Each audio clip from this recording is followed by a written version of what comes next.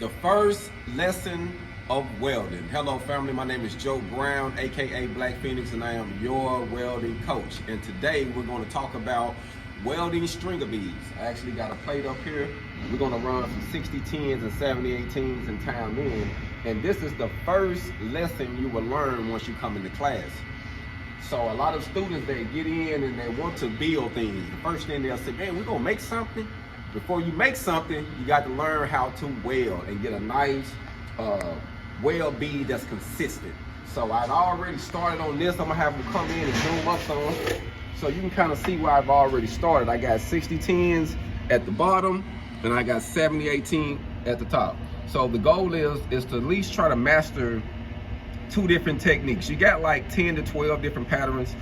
At least learn 2. And I'm gonna say the 2, if you're gonna learn 2, at least learn how to do circular motion and learn how to do the whipping motion back and forth.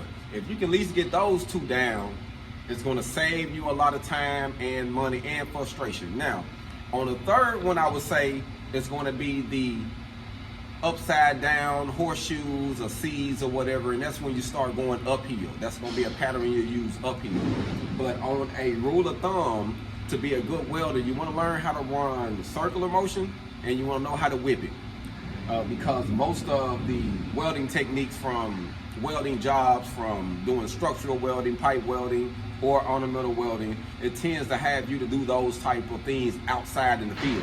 So when you outside, this stick rod is God outside. You know what I mean? Now they got it now where you can start running flux, but on certain projects, there's always gonna be stick rods. So we are using a 60-10 1/8" rod, and this is a 60-10 1/8" rod, 5P plus, where they use a lot of this on piping. So this is like actually a piping rod.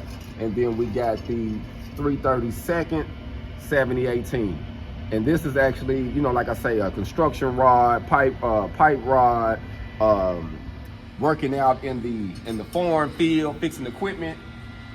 70-18 is where to go. But one thing about the 70-18 rod, cleanliness is next to godliness. So you want to make sure you clean whatever it is you're welding when you're using that 70-18 if you can, because it just makes it bond better. So what I did on this one, I already cleaned the plate and I got it all cleaned and took off the mill scale. And that's another thing you want to do. You want to remove the mill scale off the plate. That way the weld can lie in good and you ain't got nothing popping, because that metal can still pop up. So you want to get the plate as clean as you can and then start your process. So we're gonna dive into it, and my goal is to show you a few different techniques. We're gonna do some whipping, and I'm gonna do the circular motions. Now, when it comes to the 70-18 rod, and you're doing flat, horizontal, or vertical, you can just drag this rod. You don't have to manipulate it at all, unless you know you want to tie into a corner. When you start doing grooves, you want to go side to side and go 1 2 1 2 1 2, and that helps you tie in to the side wall of the plate when you're testing. But other than that, actually doing manipulations with the 70-18 is kind of like a waste of time, because it's made to just run. So you don't have to overcomplicate it at all. Just strike it and keep your angle, your gap, and your travel speed, and it'll do its thing. But this 60-10, you got to manipulate this rod.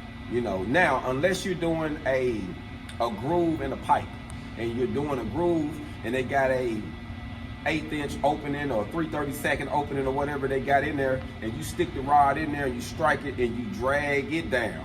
Now you can drag it then if the heat and everything is set right. That's how you can put the root pass in, and you don't have to manipulate it sometimes. Sometimes you still got to whip it in, but if everything running right and your gap right and everything is good, you can just go downhill and whip it all the way in. So the first thing we're gonna use the 70-18, and we're just gonna drag it. I'm gonna get my position. And when you're learning too, I'm sitting down, and I'm doing this for a reason, because when you're learning, I want you to learn as comfortable as you can. Don't worry about when people say, man, stand up, do this, man, you look too comfortable. You wanna learn comfortable. That way, once you get it, anywhere you go, you got it. So when you got to hang on something, or you know, you all funny, you still got the weld. But if you mess around and you try to learn it in uncomfortable positions, you can mess around and master the wrong way of doing something. And we don't want to master the wrong way of doing something. Like my student, he was talking about how when he started here, he noticed about time he got to the end of the plate, his rod had changed angles. And you don't want to form a habit of doing that because you can get slag in your rod, you can trap things. So once you notice that, he said, okay, I need to make sure I can start one way and end the other way. And that's one thing you want to make sure you do. If your angle, if you got your 15-degree angle, when you start, you want to keep it all the way down. In your gap, you want to keep it all the way down. If you end up coming up too far and you see it getting too bright, you know you're in the wrong. So you want to keep it tight as possible. You want to have the rod actually kissing the plate. So let's dive into it.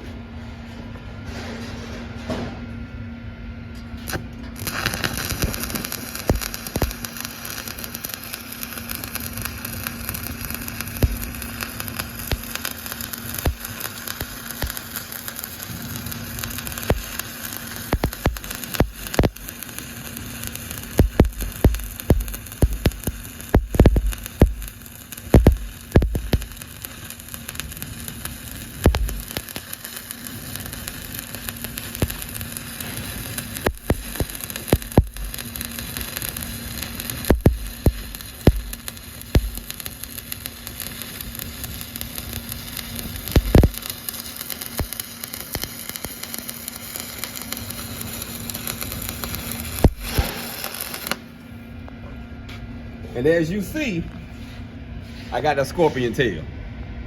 And that's evidence that your travel speed was good, that the metal was clean, that the amper was right, and I was doing everything right.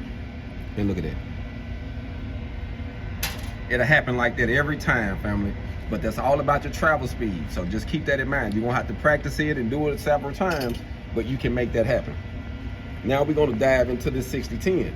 So the 60-10 is more aggressive. It's a more aggressive rod. It's gonna have more splatter and smoke with the 60-10. So we're gonna start off first. I'm gonna do a circular motion.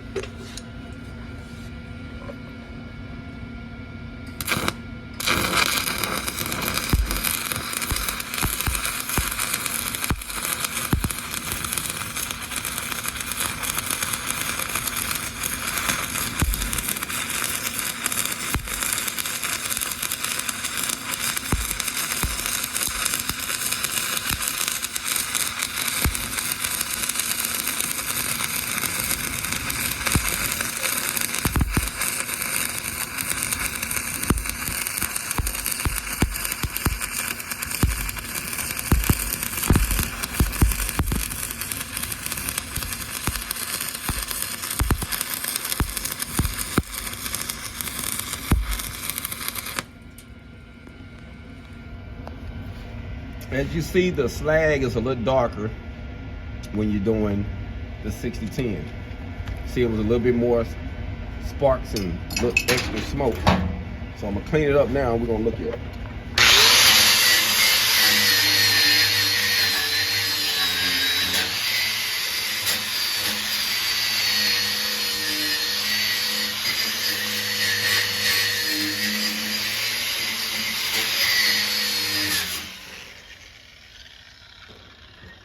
And that was the circular motion. Now we're gonna dive into it. And we're gonna do the back and forth motion. I got some new rods, here. I had to knock the end off of them to get them going. And now we're gonna dive in, make sure that's all. Might have to do it one more time.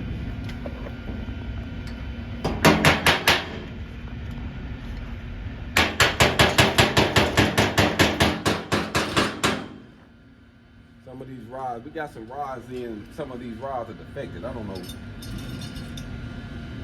All right, this one right here. I don't know what's up with it, but we got some affected rods in.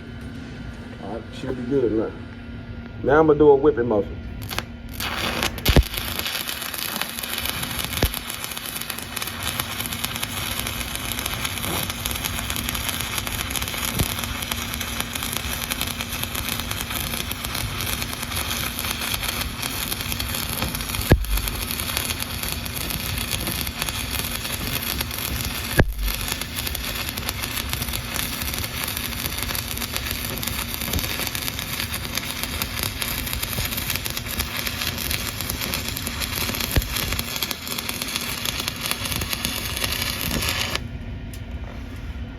pay attention to my angle. As I ended, it was the same way as I began it. I never switched it up. So if I'd have ended and I'd have been like this, I was in the wrong. But I kept the same angle all the way down. So it's gonna come with some practice. You're gonna have to do it several times to actually get it. But all you have to do is make sure you watch your angle. And just take your time. And when you whipping it, you don't wanna you don't wanna whip it where you coming out an inch and going back. You wanna keep it small increments. You wanna come in like you barely coming out and going right back into it. And that's gonna make the bead profile look a lot better. Let's clean it up and see what it looks like.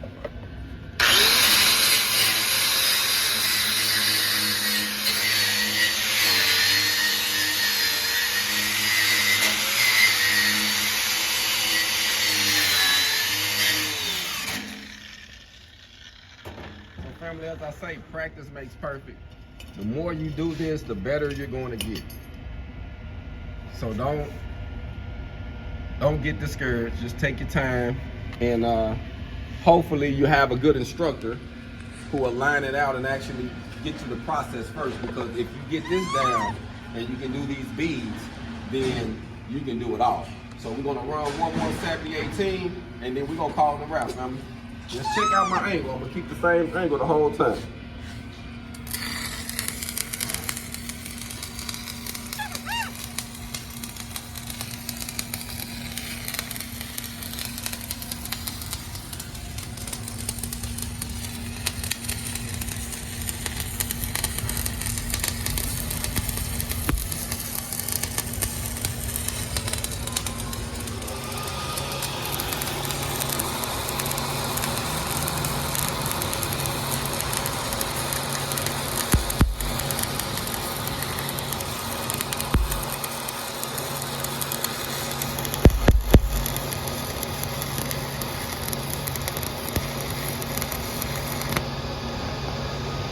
My angle,